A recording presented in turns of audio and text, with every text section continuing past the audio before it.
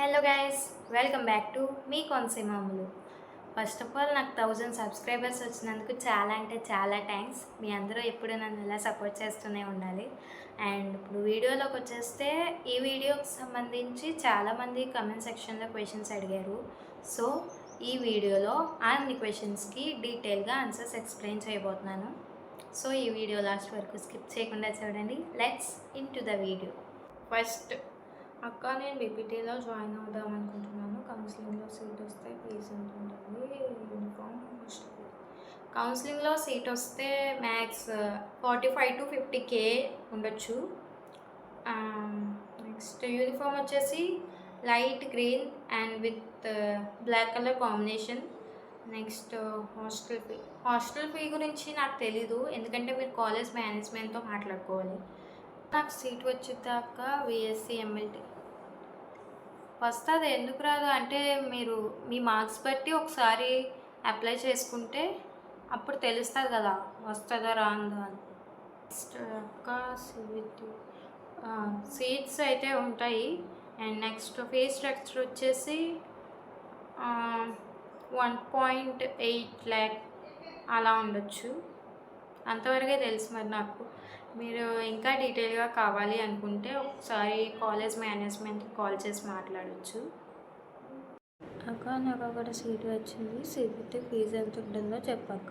50K ఉంటుంది. CBT course కాబట్టి 50K ఉంటుంది.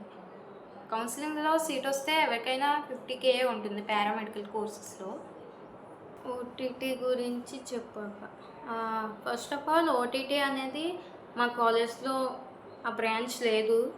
అండ్ మీకు ఓటీటీ గురించి కావాలంటే ఓటీటీ అంటే ఆపరేషన్ థియేటర్ టెక్నాలజీ.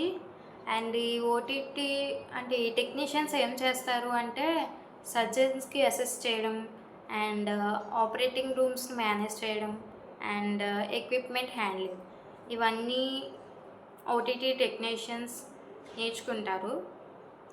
ఒకవేళ మీకు పారామెడికల్ కోర్సెస్ గురించి కావాలి అంటే డీటెయిల్గా కావాలి అనుకుంటే ఈ వీడియో చూడొచ్చు.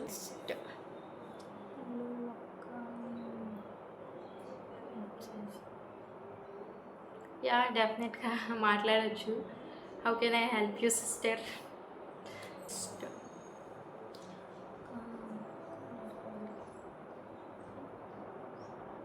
Yes sister. పారామెడికల్కి అని కాదు, కాలేజ్లో చదివే ఎవరికైనా హాస్టల్ అవైలబుల్గానే ఉంటుంది. మీరు ఒకవేళ హాస్టల్ ఫీ గురించి అలా అనుకుంటే మేనేజ్మెంట్తో మాట్లాడుకోవచ్చు. లేదు సిస్టర్, మా కాలేజ్కి బస్ ఫెసిలిటీస్ ఏం లేవు. ఈ వీడియోలో మ్యాథ్స్ మీ అన్ని క్వశ్చన్స్కి ఆన్సర్ చేశాను అని అనుకుంటున్నాను. ఒకవేళ నేను కరెక్ట్గా చెప్పలేదు ఆర్ మీకు ఇంకా డీటెయిల్గా కావాలనుకుంటే కమెంట్ చేయండి, నేను డెఫినెట్గా రెస్పాండ్ అవుతాను. Thank you guys.